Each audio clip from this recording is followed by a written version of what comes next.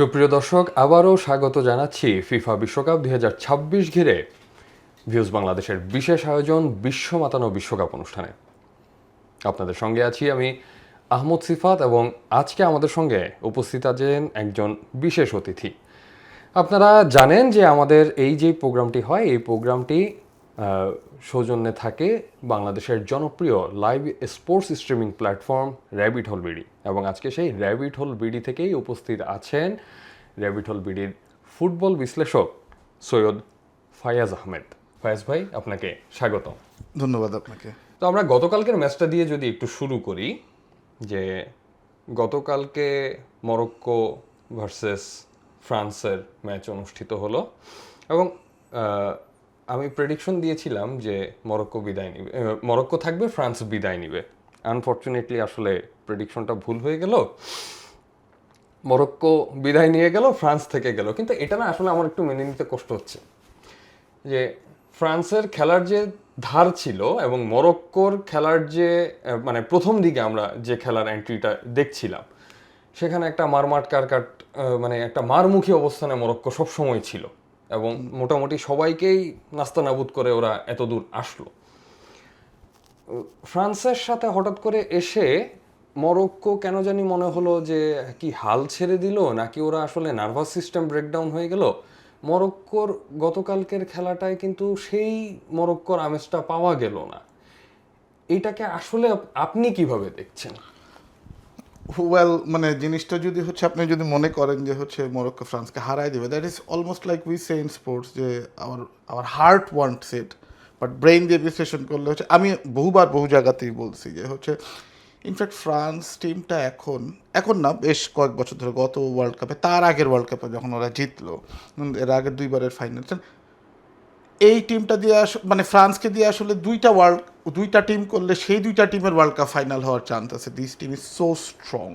So so আমি বারবারই পুরো বিশ্বকাপ জুড়েই বলতেছি, it's between France and others. মানে ফ্রান্সের খারাপ দিনে যদি কেউ খুব ভালো খেলতে পারে তাহলে হয়তো একটা আপসেট হইতে পারে, but beating France or even getting close two France is a miracle. মানে এখন ফ্রান্স যেই ইসেতে আছে, অ্যান্ড দুর্ভাগ্যজনকভাবে হ্যাঁ, মরক্কো ভালো খেলছে নো ডাউট গত টুর্নামেন্টেও তারা সেমিফাইনালে গেছিল এবং যাওয়ার পথে স্পেনকে টাই ব্রেকারে হারাইছে, পর্তুগালকে হারাইছে। এই বছরও ওরা ব্রাজিলের সাথে প্রথম ম্যাচটা ড্র করছে। Having said that, Brazil has been a very poor side in this tournament. তাদের পারফরমেন্স কখনোই খুব একটা ভালো হয়নি। অন্য যে দলগুলোর সাথে মরক্কো খেলছে তারা অপেক্ষাকৃত দুর্বল দল, এবং গতকালকে তাদের একটা দুর্ভাগ্যও ছিল, তাদের অন্যতম সেরা প্লেয়ার সাইবারি, সে ইনজুরির কারণে খেলতে পারে নাই। কিন্তু প্রথম থেকেই মনে হচ্ছিল যে এই ম্যাচটা জমজমাট হইতে পারে। আমি যেটা অন্তত আশা করতেছিলাম, আমি অন্য প্রোগ্রামে বলছি যে এই ম্যাচটা 50-50 হয়ে যেতে পারে। আমারও একটা হোপ ছিল, কিন্তু 50-50 হোপ ছিল যে মরক্কো খুব ভালো খেলবে আর ফ্রান্স মেবি হয়তো ওদের সাথে খেলা পরে, ওরা যেহেতু মরক্কোর অন্তত 6 জন আছে যাদের জন্ম ফ্রান্সে, যারা অনেকে আছে ফ্রান্সের লিগে খেলছেন, they know French players pretty well. গতবারের সেমিফাইনালে দুইটা তাদের দেখা হয়েছিল, সেইবারও মরক্কো হারছিল, কিন্তু এইবার ওরা আরেকটু অভিজ্ঞ হয়েছে, মেবি হয়তো এবার তারা আরও একটু উজ্জীবিত থাকবে, বিশেষ করে কানাডার সাথে 3-0 গোলে জেতার পরে।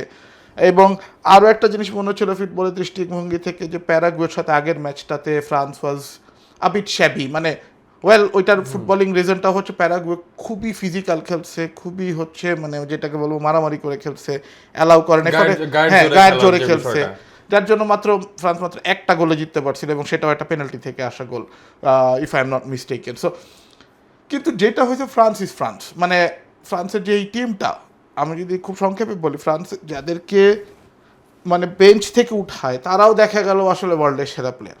মানে আপনারা ওরা দেখা যাচ্ছে ডেজিরে ডুয়েকে উঠায় বারকোলাকে নামায়, বারকোলাও দেখা যাচ্ছে যে এই মুহূর্তে ওয়ার্ল্ডের সেরা স্ট্রাইকারদের একজন, এবং ওই বারকোলাকে বলা হচ্ছে যে $150 মিলিয়ন তাকে নিয়ে কেনা বেচার কথা বলছে। এবং যারা রেগুলার মানে লিগ ফুটবলটা দেখে, they know the strength of বারকোলা।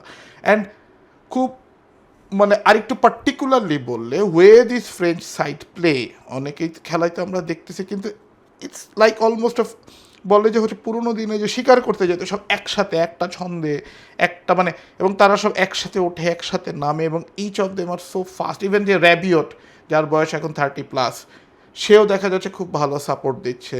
এবং আপনি একদিকে এমবাপ্পের মতো স্ট্রাইকার, অন্যদিকে এমবাপ্পেকে আপনি দুইজনকে দিয়ে আটকান, সেই ক্ষেত্রে দেখা যাবে ডেমবেলে ফ্রি হয়ে যাচ্ছে। ডেমবেলে ইজ ইকুয়ালি ডেঞ্জারাস, মানে ইফ নট সামটাইমস মোর। মানে দুইজনের মধ্যে যে কে ভালো স্ট্রাইকার, মানে আপনি পিছায় রাখতে পারবেন না। ডুয়োর কথা বললাম, Desire Doue, Barcola is been so good, and on top of it এই পুরো টিমের মধ্যে মাইকেল ওলিজের মতো একজন প্লেয়ার আছে। পুরো টিমটা দেখা যাচ্ছে আমরা ইউরোপিয়ান ফুটবল বলতে বুঝি যে খুবই ফাস্ট পেসড, মানে হচ্ছে পেসের উপরে খেলবে, কিন্তু অলিজ ইজ লাইক অ্যান আর্টিস্ট। মানে সে দেখা যাচ্ছে একটা অর্কেস্ট্রায় যেরকম দেখা যাচ্ছে যে একজন হচ্ছে পুরো সিম্ফনিটাকে কন্ট্রোল করে খুবই, এবং তার এই প্লেয়ারগুলো হচ্ছে খুবই ফাস্ট। এবং মানে France is like a dream team. মানে people talk about Brazil 70 or Hungary 54 or Netherlands 74. মানে we haven't seen those games. Even হচ্ছে 2002-এর ব্রাজিলের কথা বলে, যেখানে রোনালদো, রিভালদো ছিল, এবং হচ্ছে রোনালদিনহো পরে জয়েন করছিল। বাট স্টিল মিডফিল্ড এবং অ্যাটাক মিলায়া 5-6 জনের যে সিনক্রোনাইজেশন, সাথে মানে পুরো টিমের উঠে আসা, নেমে যাওয়া, এইটা ছোট করে বলা খুব মুশকিল। But this is something else, this is some kind of A beauty. And ওই বিউটিটাকে ধরতে পারা, আসলে ওইটা ধরতে পারতে হবে। যে উদাহরণগুলো দিলাম, যে 54 সালের হাঙ্গেরি, তারা হয়তো বৃষ্টির দিনে খুব বাজে একটা খেলা খেলছিল, যার কারণে জার্মানি তাদের হারাইতে পারছিল। বা 74 সালের নেদারল্যান্ডকে যেভাবে হচ্ছে জার্মানি হারাইছিল, যে খুবই মানে তারা আনইউজুয়ালি খারাপ খেলতে হবে ফ্রান্সকে, এবং বিপক্ষে আনইউজুয়ালি ভালো খেলতে হবে। শুধু সেইটা ম্যাচ করলেই দেখা গেল এই ফ্রান্সকে হারানো সম্ভব। Otherwise I don't think anybody else can catch this team. এখানে আমার আরেকটা প্রশ্ন আছে, সেটা হচ্ছে যে আমরা যদি পেছনের খেলাগুলো দেখি, যে আমার কাছে যেটা মনে হয়, বা আমি আগের বিশ্বকাপগুলোতেও অবজার্ভ করলাম, যে প্রথম দিকে যারা আসলে খুব মারমুখী খেলাটা খেলে, শেষের দিকে এসে মনে হয় যেন তারা একটু ঝিমিয়ে পড়ছে এখন। এবং আরেকটা যেটা হচ্ছে যে ফ্রান্সের ক্ষেত্রে কালকের ম্যাচে আমার যেটা মনে হলো, যে এতদিন আসলে ওরা মানে খোলস ছেড়ে বেরোয় খেলায় নাই। কালকের ম্যাচটাতে তারা আসলে তাদের আসল রূপটা দেখাইলো। এতদিন আসলে যে যা খেলছে ওটা দুধভাত মনে করে খেলছে, বিষয়টা এরকম। বিষয়টা কি আসলে আসলে জিনিসটাকে আমি তুলনা দিব, ধরেন আপনি যদি অ্যাথলেটিকের সাথে তুলনা দেন, একটা হচ্ছে স্প্রিন্ট, শর্ট টার্ম দৌড়, আরেকটা হচ্ছে আপনি ম্যারাথন। সো যেটা হয়, সো কল ছোট টিম যাদের হচ্ছে ওইরকম ঐতিহ্য নয়, এক্সপেকটেশন তেমন একটা নেই, দুইটা বিষয় হয়। তাদের প্লেয়াররা চায় তাদের নিজেদেরকে দেখাইতে। ক্লাবে দেখা যাচ্ছে এই টুর্নামেন্টে সারা দুনিয়া দেখতেছে, এই টুর্নামেন্টে ভালো করলে তার ক্লাবের বা তার দেশের জন্য। আপনি দেখেন কেপ ভার্দের মতো টিম যেরকম জান দিয়ে খেলছে। ধরেন if you think about Argentina or Brazil or even France, আমরা যাদের কথা বলছি, অর ইভেন স্পেন, তাদের কিন্তু অলরেডি তারা এস্টাবলিশড। ইটস নট দ্যাট যে আপনি ফ্রান্স ফার্স্ট রাউন্ডে অনেক চমক দেখাইলে তার নাম সবাই জানবে, ফ্রান্সকে সবাই চিনে। But look at Cape Verde, look at মানে কুরাসাও খুব ভালো খেলে নাই, বাট কেপ ভার্দে যে খেলাটা আলোচনায় আসছে, আমরা সবাই দেখা যাচ্ছে গিয়ে গিয়ে খুঁজতেছি, তার নাম জানতেছি। তার ওই যে ভোজিনহা, যে গোলকিপার, তার হচ্ছে দেখা যাচ্ছে প্রচুর ফলোয়ার বেড়ে গেছে ইনস্টাগ্রামে। সো এইটা প্রত্যেকটা টুর্নামেন্টেই হয়, যে হচ্ছে যেই টিমগুলো এই বড় আসরে তারা জানটা দিয়ে খেলে, এবং তাদের দুইটা বিষয় হয়। তো প্রথমে যেহেতু জানটা দিয়ে খেলে, তারা তাদের সামর্থ্যের বাইরে গিয়ে চেষ্টা করে, যেটাকে বলে পাঞ্চিং অ্যাবভ মাই ওয়েট। মানে আমি আমার বড়টাকে ধরতে হলে কি করতে পারবো, সর্বশক্তি দিয়ে তাকে করি, ততক্ষণে তার শক্তিটাও শেষ হয়ে যায়। সো এইটা প্রায় কমন একটা ফেনোমেনা। এখন ছোট দল বড় দল বললে অনেকে হয়তো মন খারাপ করবেন, কিন্তু আসলে মানে ব্লান্টলি বললে জিনিসটা এরকমই একটা বিষয় হয় আর কি। এইটা আসলে পার্থক্য গড়ে দেয়, যে কে আসলে লম্বা সময়ের জন্য প্রিপারেশন নিয়ে ওই রকম মাইন্ডসেট নিয়ে আগাচ্ছে, আর কে আসলে হচ্ছে ওই স্প্রিন্টের মতো করে দৌড়াচ্ছে, অল্প দৌড়ে হাঁপায় যাবে। আচ্ছা, এখানে আমি একটা মজার বিষয়ে আসবো, যে আমাদের এই যে এমবাপ্পের কথা যদি বলি, এমবাপ্পেকে নিয়ে নেটিজেনদের মধ্যে দুইটা ব্যাপক মতবাদ প্রচলিত আছে। সেটা একটা হচ্ছে যে এমবাপ্পেকে অনেকে হিটলারের সাথে তুলনা করে, আবার অনেকে মানে ওপেনলি জাস্ট স্বৈরাচার, মানে অটোক্রেট, সে খেলার মাঠে একজন অটোক্রেট। এই ভাবধারাটা আসলে কেন আসলো? এই ভাবধারাটা আসার বড় কারণ হচ্ছে আপনার, কারণ পার্সোনালি যদি আমি এমবাপ্পের বিভিন্ন ইন্টারভিউর কথা বলি, মানে he is so much polite একটা পারসন। একটা জিনিস হচ্ছে যেটা কিন্তু মানে তার সাথে তো হিটলার বা মানে এদের কারোই আচরণের ইয়া যাচ্ছে না, কিন্তু খেলার মাঠে আসলে কি হয়, যেখানে মানে সবাই তাকে অটোক্রেট বলে। মানে Mbappe is a super competitive guy, মানে এই যুগে আপনাকে সাকসেস পাইতে হইলে আপনাকে খেলার মাঠে অন্তত ধরেন দেখা গেছে আমরা গত 22 সালের আগে 18 সাল পর্যন্ত বলতাম যে মেসির মতো নম্র ভদ্র লোক হয় না, but we have seen his transformation, মানে he has become a lot more hostile, a lot more মানে বেলিজারেন্ট। আর এমবাপ্পে যেটা হয়েছে তার খেলার মাঠে 90 মিনিটে he is a fierce competitor. এখন দুইটা বড় ঘটনা ঘটছে যেটা আমার analysis, I may be wrong. একটা প্রথম কথা হচ্ছে ও যখন ক্লাবে খেলে Mbappe, he actually tries to create an aura, মানে হচ্ছে অন্য প্লেয়াররা যখন বারবার নেমে আসতেছে, নিচে নামতেছে, ডিফেন্ড করতেছে, এমবাপ্পে দেখা গেল তার মতো করে থাকে। এবং দ্বিতীয় কথা হচ্ছে ডিফেন্ডারদের সাথেও তার ফিজিক্যাল অ্যান্ড মানে অরা যে অ্যাটিচিউডটা, সেটার মধ্যে এক ধরনের যে আই এম বসিং ওভার ইউ, সেই একটা বিষয় তার মধ্যে থাকে। এবং আপনি প্যারাগুয়ের সাথে খেলার মধ্যেও দেখবেন যে প্যারাগুয়ে তাকে বারবার ফাউল করতেছিল, সে হাসতেছিল, সে কিন্তু পাত্তা দিচ্ছিল না। তার মানে হচ্ছে তোমাদের আমি একদমই পাত্তা দিই না, তোমরা যতই আমাকে গালিগালাজ করো, মানে লাইক এ ডিক্টেটর, তুমি আমাকে যতই হচ্ছে গালিগালাজ। এবং শেষে যেটা করলো আপনি দেখেন, হাত মিলাতে আসছে গোলকে, হাত মিলাবো না, মানে because you have done beneath my level, তোমরা যেটা করতেছো সেটা আসলে খুবই ছোট লোকই, সো আমি তোমার সাথে হাত মিলাই না। সো ওই সব মিলাই এমবাপ্পের যে অরাটা, বাট বাইরে people say he is a very gentle guy, ওই যে খেলার মাঠেও সে হাসে, সে যখন এসে কথা বলে, সোশ্যাল মিডিয়াও তার প্রেজেন্স বেশ উইটি। কিন্তু ওই পিএসজি, রিয়াল মাদ্রিদ এবং এরপরে ফ্রেঞ্চ টিমে তার যে অথরিটি ইয়ান একটা ওইটার কারণে হচ্ছে তাকে আসলে এক ধরনের এই ডিক্টেটর বলে। আচ্ছা, তার তো 27 বছর পার হয়ে গেল। তো এমবাপ্পের ক্যারিয়ারে আমাদের রোনালদো, এটা হয়তো তার হয়তো না, এটা আসলে তার লাস্ট ম্যাচই ছিল। নেইমারও যেখান থেকে শুরু করলো সেখানে শেষ করে দিল। নেইমারের হয়তো, যেমন মেসির ব্যাপারে কিন্তু গতবার আমরা বলছিলাম যে মেসির এটা লাস্ট বিশ্বকাপ ছিল, কিন্তু এবার খেললো। নেইমারের এবং রোনালদোর তো মনে হয় আর সুযোগ নেই। না, রোনালদোর 41, Ronaldo is all but finish. Neymar তো ঘোষণাই দিয়ে দিছে যে ও আর কন্টিনিউ করবে না। এমবাপ্পের ক্যারিয়ারে, অর্থাৎ এমবাপ্পের তাহলে নেক্সট ফিফা বিশ্বকাপে এমবাপ্পেকে আমরা পাচ্ছি, তারপরের বিশ্বকাপে কি পাবো? আই হোপ সো, মানে missing Mbappe will B a big thing. আপনি দেখেন আরেকটা জিনিস যেটা হচ্ছে, এখন স্পোর্টস সায়েন্স যে জায়গায় চলে গেছে, ওয়ে দে আর মেনটেইনড, এবং দুইটা বিষয়, একটা হচ্ছে তারা নিজেদেরকে যেভাবে মেনটেন করে, ক্লাবগুলোর কাছে তারা $1 বিলিয়ন অ্যাসেট, তাদেরকে যেভাবে মেনটেন করা হয়, সো লনজিভিটিটাও তাদের বেড়ে গেছে। এবং নেইমারের মতো দুই একজন একদমই ধরেন ইনডিসিপ্লিন বাদ দিলে বাকিদের যে লাইফস্টাইল, বাকিদের আপনি আপনি রোনালদো যে 41 বছর বয়স পর্যন্ত খেলতেছে, people could not even imagine at N এরা, মানে। এবং আরেকটা বিষয় হইতো, ফুটবল মাঠেও তখন প্লেয়ারদের উপরে ভীষণ, ফুটবল মাঠে প্লেয়ারদের প্রোটেকশন থাকতো না, মানে দেখা যাচ্ছে যথেচ্ছা ফাউল করতেছে, রাফ ট্যাকেল করতেছে, কারো ক্যারিয়ার শেষ হয়ে যাচ্ছে, লম্বা ইনজুরিতে পড়তেছে, এবং ইনজুরিতে পড়লে আবারও হচ্ছে তার রিকভারি করার মতো যথেষ্ট মেডিকেল বা এরকম মানে টেকনোলজি বা সায়েন্স ছিল না। তো সব মিলে এখন আসলে প্লেয়ারদের, আমার কাছে পার্টিকুলারলি স্ট্যাটিস্টিক্স এই মুহূর্তে আমি বলতে পারবো না, বাট প্লেয়ারদের যে লনজিভিটি অ্যান্ড ইফেক্টিভনেস সেটা আগের থেকে অনেক বেড়ে যাচ্ছে অ্যাভারেজেই। এবং যারা সুপার প্লেয়ার, সুপার অ্যাথলেট, তাদের তো এই চেষ্টাটা আরও বেশিই থাকে। এবং আপনি even on top of everything, আপনার এক একটা এমবাপ্পে বা এক একটা মেসি এক একটা ওয়ার্ল্ড কাপ খেলতে পারলে $1 বিলিয়ন ব্যবসাও আছে।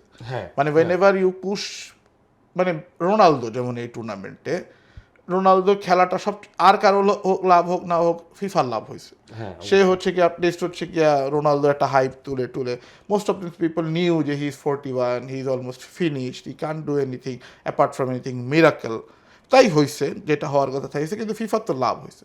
তো দেখা গেল এমবাপ্পে আসলে আগামী 2টা না, ফিফা চাইবে যে পারলে আগামী আরো 3টা বা 4টা ওয়ার্ল্ড কাপ খেলাইতে থাকি, মানে যদি ওইভাবে এরপরে যদি সুপারস্টার বা ওইভাবে যদি না এসে থাকে, if Mbappe remains is status co like that, anything extraordinary কিছু না হলে, আমার ওয়াইল্ড প্রেডিকশন হচ্ছে এমবাপ্পে আরো 3টা ওয়ার্ল্ড কাপ খেলবে। ও মাই god, that's great.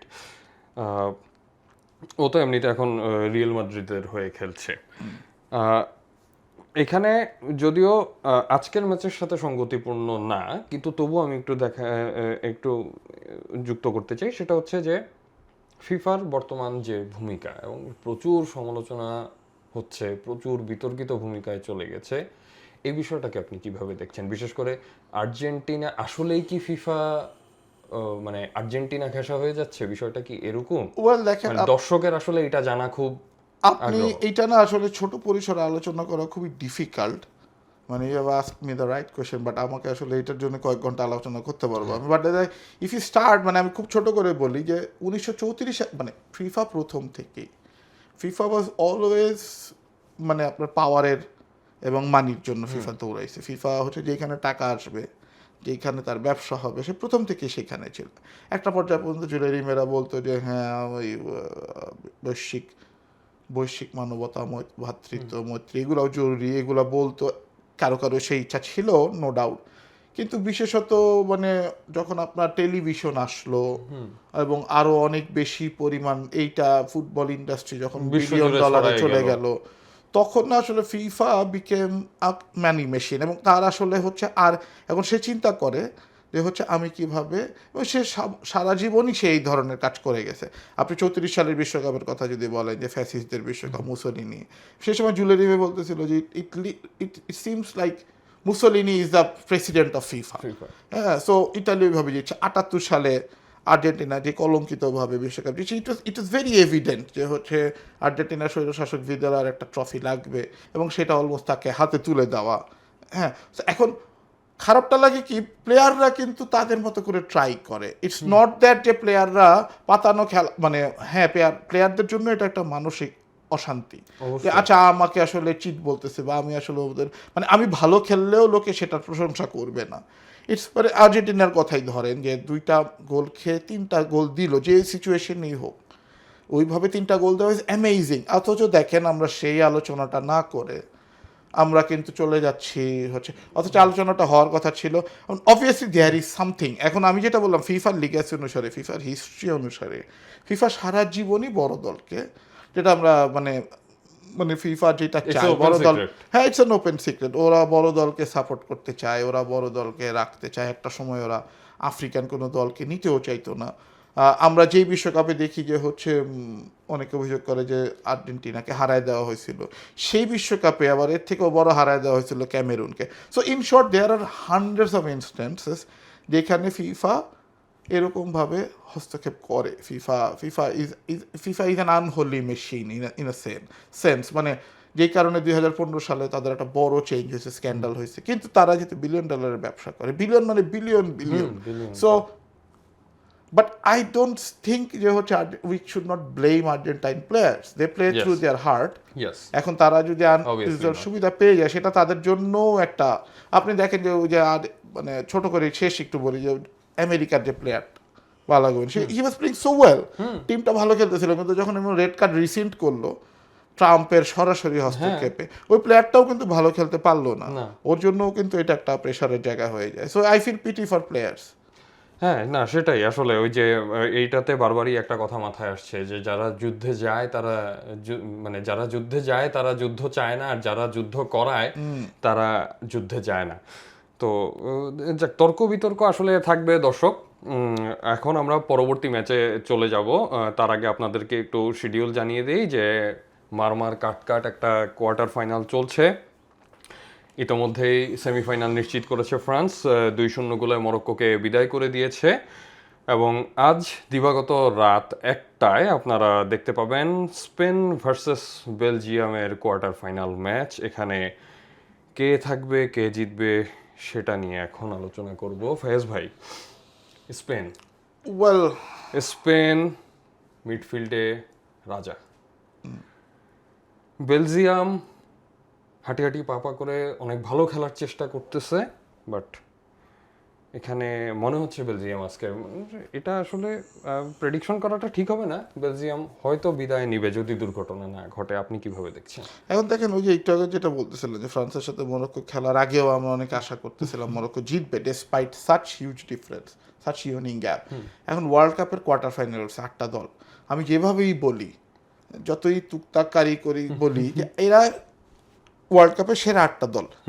So whenever you are in this stage, anything can happen on that given day. But having said that, একটু আগে ফ্রান্সের এত উচ্চকিত প্রশংসা করার পরেও এই না, কথা এবং বলাই সবচেয়ে সবচেয়ে মানে সবচেয়ে দুঃখজনক বিষয় যেটা লাগছে যে বাবা তুমি মরক্কো চলে গেছো ভালো কথা, একটা গোল তো দিয়ে যাইতা, মানে 0 গোলে মরক্কো চলে গেল। না, ওরা আসলে ওইভাবে রেজিস্ট্যান্সই করতে পারে নাই, বরঞ্চ ওরা বরং একটা পেনাল্টি ঠেকাইছে, নাহলে দেখা গেলো ডিফারেন্সটা আরো বাড়ত। হ্যাঁ, বা ফ্রান্স, আপনি যেটা বললেন না, 75 মিনিটের মাথায় যখন এমবাপ্পে উঠে যাচ্ছে, he was almost smiling, it's sure win. আমরা এর আগে একটু আগেও যেটা বলতেছিলাম যে জিতেই তো যাচ্ছে, আরিফোর দেওয়ার দরকার নেই। So it was one sided game. But আজকে যেটা হবে খুব ইন্টারেস্টিং অ্যান্ড ইউরোপিয়ান ব্যাটেল। তো আমার যেটা মনে হয় যে, বা বারবার বলতেছিলাম ফ্রান্সের এই ওভারওয়েলমিং মানে ফেভারিট হওয়ার বিষয়, বাট স্পেনের একটা জিনিস কিন্তু আমরা খেয়াল করতেছি, স্পেন হচ্ছে এখনো পর্যন্ত ওয়ার্ল্ড কাপের একমাত্র দল যারা গোল খায় নাই। হ্যাঁ, this is the only team yet two concede এ গোল।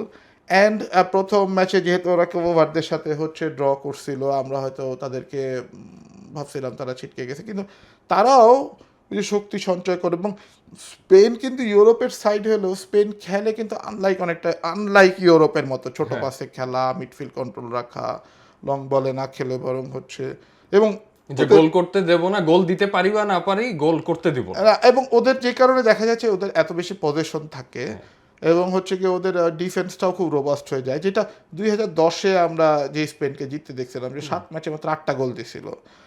কিন্তু এখন এই ম্যাচে অবভিয়াসলি আমি মনেই করি যে যেভাবে স্পেন যেভাবে পিকে উঠে আসতেছে, তারা যেভাবে বিশেষ করে কোভারদের সাথে ড্র করার পরে বাকি ম্যাচগুলোতে যেভাবে তারা জিতে আসছে, একটা সিনক্রোনাইজ দেখা যাচ্ছে।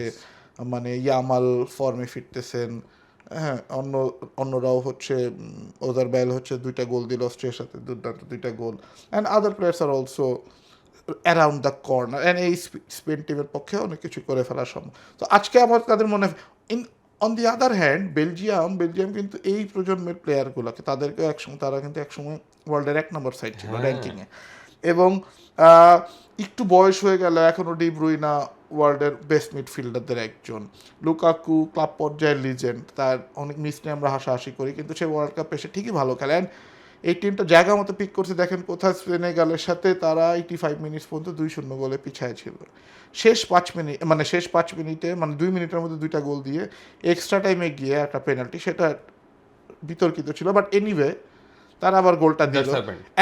অ্যান্ড পরের ম্যাচে ইউএসএ যে ইউএসএ আসলে উঠতেছিল তাদেরকে একদম মানে ভর্তা করে দিল 4-1। একদম। এবং সো ওই জায়গা থেকে Belgium is in a very মানে খুব রাইট টাইমে তারা একটা ফর্মে পেয়ে গেছে। আমাদের অনেকেরই মনে আছে এই বেলজিয়ামে কিন্তু ধরেন ব্রাজিলকে হারায়, খুব ভালো টিম ছিল ওই সময় ব্রাজিল টিমটা, ব্যাক ইন 2018-এ যে ব্রাজিল টিমটাকে হারাইছিল, মানে এখনকার থেকে much better Brazil side. But Belgium was very good. Belgium now ওদেরও, আমরা বারবার মেসি রোনালদোদের কথা বলছি, ডি ব্রুইনারও সম্ভবত শেষ বিশ্বকাপ, লুকাকুর শেষ বিশ্বকাপ, ওইদিকে ট্রসার মতো প্লেয়াররা আছে, ওদের আর 2 ইয়াং প্লেয়ার উঠে আসতেছে। So they can be a very formidable side. And again I would say হয়তো 55 বা 60% চান্স স্পেনের পক্ষেই থাকবে, বাট বেলজিয়াম খুবই ভোগাবে, মানে সহজে আসলে ছেড়ে না, দেবে না। সহজে আসলে ছেড়ে দেবে না। আমি এখানে এই যেহেতু প্রাক্তনদের কথা চলে আসলো, আমি এখানে একটা ছোট্ট বিষয় আবার আনতে চাই, সেটা হচ্ছে যে আমরা যাদের খেলা দেখে আসলে বড় হয়েছি, কাকা বলেন, রোনালদিনহো বলেন, রোনালদো বলেন, এরপরে এই যাকে মানে এখনো কিংবদন্তি হিসাবে খেলে যাচ্ছে রোনালদো, ক্রিশ্চিয়ানো রোনালদোর কথা বলছিলাম। তো আমার কাছে একটা জিনিস যেটা মনে হচ্ছে যে মানে বৈশ্বিকভাবে কি আসলে মানে এই যে জেনজি বলি অথবা হচ্ছে এই মিলেনিয়াল অর্থাৎ আমাদের প্রজন্মটা বলি, এদের কাছ থেকে মানে ভালো বা ওইরকম ডেডিকেটেড খেলোয়াড় কি উঠে আসতেছে না? বিষয়টা কি এরকম যে যারা খেলে গেছেন তাদের যে ডেডিকেশনটা ছিল, তাদের যে পারফরমেন্স ছিল এবং তাদের যে স্ট্রেংথ ছিল, নতুন জেনারেশনে সেই স্ট্রেংথ বা ডেডিকেশনটা খুঁজে পাওয়া যাচ্ছে না, যার কারণে আসলে সবগুলা দলেই কিন্তু যদি একটু খেয়াল করি গভীরভাবে, যে সেই আগের টিমের যে একটা মানে বৈশ্বিক অ্যাকসেপ্টেন্সি ছিল, নতুন প্লেয়ার যারা আসতেছে এরা কিন্তু ওই পুরনোদের ওই জায়গাটা এখন আর নিতে পারতেছে না আগের মতো। এটা আমার অবজারভেশন, ভুল হতেও পারে। এটা আপনি আসলে কিভাবে ওয়েল এটাও অনেকটা বড় আলোচনা। প্রথমত যেটা হচ্ছে আমরা আসলে এটা স্পোর্টসে রেগুলারই আলোচনা হয় যে কোনো স্পোর্টসে যে আমরা আসলে এক ধরনের নস্টালজিয়ায় ভুগি। যে যখন আমরা নতুন কেউ আসলেই বলতাম যে নতুন Maradona has gone to such a level, বা দেখা গেল যে ক্রিকেটে যদি বলি যে Sachin Tendulkar has gone such a level. তো আসলে হচ্ছে গিয়ে ওই লেভেলটার বাইরে পেলে যখন খেলতো তখন যখন মানে পেলেদের পরে যারা আসতো তারা বলতো পেলের লেভেলে যাওয়া সম্ভব না। এইটা আমাদের একটা মাইন্ডসেটের বিষয় তো থাকেই। আবার যখন দেখবেন যে আমি যদি বলি যে ম্যারাডোনার একটা মানে যোগ্য উত্তরসূরি কিন্তু মেসি হইতে পারছে, ওইভাবে যদি আলোচনা করি, টু বি কম্পেয়ার্ড, যে মেসি হইতে পারছে, বাট যেমন এই যে নেইমার, সে ধরে নিলাম যে ইনজুরির কারণে এই ভদ্রলোক আসলে প্রচন্ড পরিমাণে দ্বিধাগ্রস্ত হয়ে থাকে, কিন্তু তাও মানে এই যে কাকা, রোনালদিনহো, এদের অল্টারনেটিভ হয়তো ভিনি জুনিয়র হয়তো ভালো করতে পারে সামনে, কিন্তু তাও এই কাকা বা হচ্ছে রোনালদিনহো এদের যোগ্য না উত্তরসূরি এটা ব্রাজিলে কিন্তু ধরেন দেখলাম না। ধরেন যে একটা তো হচ্ছে গেল, ওটা তো বললাম সামগ্রিক আলোচনা যে আমাদের নস্টালজিয়া নিয়ে। ধরেন এখন এমবাপ্পে কোন মানের প্লেয়ার বা হালান্ড কোন মাপের প্লেয়ার, হালান্ডকে হয়তো অনেকেই এই বিশ্বকাপে যারা রেগুলার দেখে তারা জানে হালান্ড কি জিনিস, হ্যাঁ হালান্ড কোন মাপের স্ট্রাইকার, সো বা মোহাম্মদ সালাহ কোন মাপের প্লেয়ার। এখন ধরেন যেটা হয় একটা তো আছে যে হচ্ছে নস্টালজিয়া, মানে হইতেই দেরি লাগে যে আচ্ছা ম্যারাডোনার সাথে ওকে আমি মেনে নিব। মেসিকে এখন লোকে মেনে নেওয়া শুরু করছে, রোনালদোকে মেনে নেওয়া শুরু, কিন্তু মেসির পরে যে আসলে এমবাপ্পে যে ধরেন এই যে মেসিকে ছাড়াই যাচ্ছে, এইটা কিন্তু অনেকের জন্য মানতে একটু দেরি হবে। আবার ধরেন যতদিনে এইটা একটা সাইকেল চলতে থাকবে, এমবাপ্পে যখন আবার বয়স হয়ে যাবে তখন যে নতুন যে আসবে তখন আবার তার সাথে এমবাপ্পের তুলনা দিতে ইচ্ছা করবে না, মনে হবে যে আচ্ছা ও আরো কয়েক বছর খেলুক দেখি তারপরে রেজিস্ট করবে। এটা গেল একটা। দ্বিতীয় কথা যেটা বললেন যে ওইটা আবার গ্লোবালাইজেশনের প্রভাব। আগে যেটা ছিল যে অল্প কিছু দেশেই ফুটবল পাওয়ার হাউস ছিল, আমরা ওই যে ফুটবল কিন্তু এখন মধ্যে জিতছে মাত্র 8টা দেশ, 8টার মধ্যেও ধরেন আসলে স্পেনের উত্থান হয়েছে এই শতক, স্পেন 2010 একবার জিতলো। ফ্রান্স আসলে এই লেভেলের অ্যামেজিং দল হয়ে উঠলো 94 সালের পর থেকে।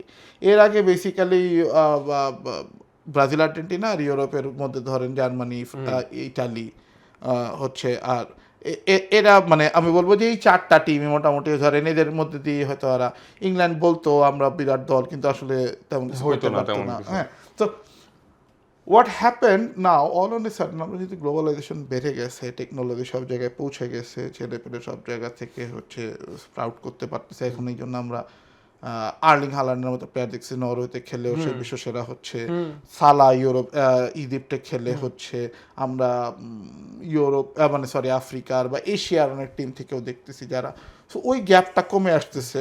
আর ব্রাজিলের কথা যদি পার্টিকুলারলি বলি, they have decline, they have once they were a super power. জার্মানিও ওইভাবে ডিক্লাইন করছে 2014-তে ওরকম ওয়ার্ল্ড কাপ জেতার পরে জার্মানিও কিন্তু ধরেন আর সিনিয়র নাই। গত 3বার তারা হচ্ছে, বা সরি এর আগে 2বার তারা হচ্ছে ফার্স্ট রাউন্ড থেকে বাদ গেল, এইবার তারা হচ্ছে তাও যা উঠলো ওই তাও থাকার কারণে, রাউন্ড অফ 32 হওয়ার কারণে ওই জার্মানি অনেক আগেই চলে গেল। আপনি দেখেন যে ইতালি 3বার ধরে উঠতে পারলো না, মানে পুরনো যারা ওল্ড পাওয়ার হাউস তাদের কিন্তু ওই পাওয়ার স্ট্রাকচার এবং একক যে হেজিমনি, একক যে ডমিনেন্স, এটাও চলে গেছে। ফলে আমরা যে শুধুমাত্র আমরা হয়তো এই অঞ্চলের মানুষ হয়তো ব্রাজিল আর্জেন্টিনা বেশি সাপোর্ট করে বলে হয়তো তাদের মনে হচ্ছে যে আচ্ছা মেসির একটা বিকল্প আসলো, মানে পেলের মানে ধরেন হচ্ছে কাকা, বা আপনি যেটা বললেন প্রিসাইসলি যে কোয়েশ্চেন, কাকা, রোনালদিনহো, রোনালদো নাজারিও, রোমারিও, এদের বিকল্প কই, মানে ব্রাজিল অ্যাজ এ নেশনই তো খুবই কলাপস করছে। সেই একইভাবে আপনি চিন্তা করেন জার্মানিতে হচ্ছে বেকেনবাওয়ারদের উত্তরসূরিরা কই, হ্যাঁ, বা ইটালি তো সিনেই নাই, মানে 2006 সালে তারা তাও আসলে হচ্ছে তারাও তখন খুব একটা ফেভারিট ছিল না, কিন্তু ইটালিয়ান যে মানে মানে মনের জোর টোর হ্যাঁ সব কিছু মিলে জিতে গেল। গত 20 বছর ধরে তারা বিশ্বকাপের দৃশ্য কল্পেই নাই। সো আপনি ধরেন তাহলে ব্রাজিওর উত্তরসূরিরা কই, কিন্তু উত্তরসূরিরা আসলে গোটা দুনিয়া জুড়ে ছড়ায় যাচ্ছে। এখন ধরেন ব্রাজিলের উত্তরসূরি হচ্ছে এমবাপ্পে, আপনার হচ্ছে হ্যাঁ আর ইসের উত্তরসূরি হচ্ছে হাল্যান্ড, এরকম ভাবে হয়ে যাচ্ছে। So global footballing map is changing. তো আমাদের জন্য ওইটাও আর কি মানে নেওয়া আর কি একটু দেরি হবে। এটাই আসলে হচ্ছে মানে যতদিন যাবে এটা ওই গ্লোবালি মেনে নিতে হবে যে আমি ওই আমার দলের কাছ থেকেই হচ্ছে আমি আমার যোগ্য উত্তরসূরি আশা করবো, এটা আর হচ্ছে না। তো আমরা প্রায় শেষ পর্যায়ে, আমরা প্রত্যেকদিন যেটা করে থাকি যে আলোচনার একদম শেষে আমরা একটা মজার ছলে প্রেডিকশন পার্ট করে থাকি। তো গতকালকের প্রেডিকশন তো আমাকে আসলে একদম মুখ বন্ধ করে দিছে। আজকে আর আমি প্রেডিকশন করব না। আজকে আপনার কাছে জানতে চাই যে স্পেন ভার্সেস বেলজিয়াম কার কি অবস্থান আই দেখবেন? Think Spain 2-0। Belgium 0, Spain 2। হ্যাঁ, সহমত। তো ফয়েজ ভাই, আপনাকে অসংখ্য ধন্যবাদ আমাদেরকে সময় দেওয়ার জন্য, এবং আপনার কাছ থেকে আমরা আশা করব সামনে আরও এরকম মারমার কাট বিশ্লেষণ পাবো, দর্শককেও দেখাবো। তো দর্শক, আমাদের আজকের এই আয়োজন এখানেই সমাপ্ত করছি, এবং আপনারা জানেন যে আমরা এই যে প্রেডিকশনটা করে থাকি, এই প্রেডিকশনের পাশাপাশি কিন্তু আমরা প্রত্যেক দিনই আমাদের ফেসবুক পেজ এবং ইউটিউব চ্যানেলে পোল ছেড়ে থাকি। আমাদের অনুরোধ থাকবে আপনারা অবশ্যই সেই পোলে অংশগ্রহণ করবেন, আপনাদের মতামত জানাবেন, এবং আমাদের এই ভিডিওর কমেন্ট বক্সে আমাদের প্রেডিকশনের সাথে আপনার প্রেডিকশন মিলে কিনা, কিংবা আপনাদের কোনো ভিন্ন প্রেডিকশন থাকলে, অথবা আমাদের এই অনুষ্ঠান নিয়ে আপনাদের কোনো মতামত থাকলে তা অবশ্যই কমেন্ট বক্সে জানিয়ে দিবেন। আগামীকাল রাতের ম্যাচ তো অবশ্যই দেখবেন, কারণ স্পেনের বাংলাদেশের প্রচুর সমর্থক আছে। আপনাদের সবাইকে শুভকামনা, এবং পরবর্তী এই স্পেন এবং বেলজিয়ামের ম্যাচ নিয়ে আমরা আগামীকাল আবার উপস্থিত হব একই সময়ে একই আলোচনা নিয়ে। ততক্ষণ অবশ্যই সুস্থ থাকবেন, ভালো থাকবেন, এবং ভিউজ বাংলাদেশের সঙ্গে থাকবেন। ধন্যবাদ।